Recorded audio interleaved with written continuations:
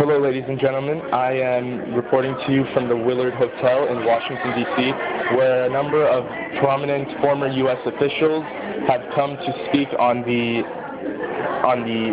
regards to Camp Ashraf, MEK, and U.S. policy regarding Iran and Camp Ashraf. Camp Ashraf is a city where some 3,400 members of the Iranian opposition group, the Mujahedin-e Khalq, otherwise known as the MEK, reside, and were given protected person status under the Fourth Geneva Convention. Some of the officials that have come today include General James Terry Conway, Governor Howard Dean, Mr. Louis J. Free, a former FBI director, Miss Anita McBride, Governor Edward Rendell, Professor Sarah Sewell from the Harvard Kennedy School of Government, General Hugh Shelton, Mr. Togo Dennis West Jr., and Ambassador Mitchell Rice as the mediator. Officials today have also come to discuss the delisting of the MEK and whether putting the MEK on the foreign terrorist organization list was once a proper thing to do or not, and how they feel about it now. The MEK provides the best avenue for change, and it's why that Iran considers the MEK as a significant threat to their regime. I stand here with General Shelton. He is a former chairman of the Joint Chief of Staff. General Shelton, what do you feel, or how do you feel about the fact that it's taken Secretary Clinton so long to answer the court's ruling of the MEK's listing? Well, first of all, I think the world of Secretary Clinton. I think she's a great Secretary of State. I think within her organization it has taken too long, and that's something that I'm sure once it's brought to her attention she'll resolve. But the court, in fact, has given them a year to respond, and they've yet to provide substance and yet to provide an answer to the court's ruling or anything of substance that says why the MEK should have been put on the list to start with, much less why the United States keeps them on there, even after our European allies took them off last year and the UK took them off in 2008. And so we continue to drag our feet.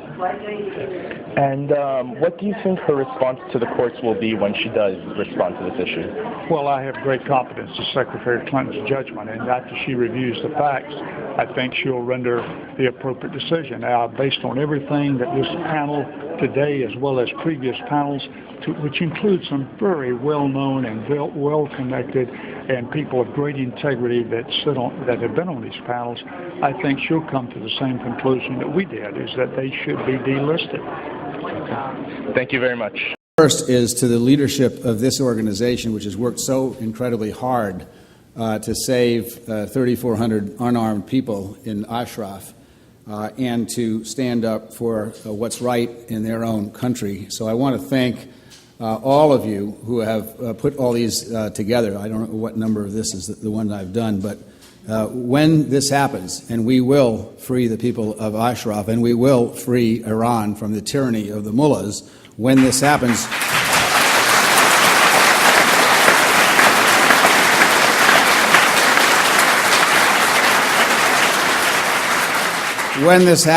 you will thank us, but we will thank you, because this never happens without the people. I'm joined here right now with the former chairman of the Democratic National Committee and sixth-term governor of Vermont, Mr. Howard Dean. Mr. Dean, how do you see the MEK playing a role in America's foreign policy with Iran? The MEK has already been very, very helpful. They've saved probably hundreds of American lives because they have information from the regime in Iran about the IED devices that have been used to attack our troops in Iraq. They've given us information about Iran's nuclear facilities, which we would not have had in other ways.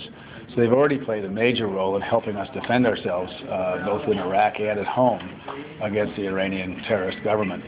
I think this is a struggle for the Iranian people. This is not an American struggle. The principal issue for us is these people are unarmed civilians. We disarmed them and promised in return that we would defend them, and now we have to prevent them from being murdered in cold blood by the Maliki regime.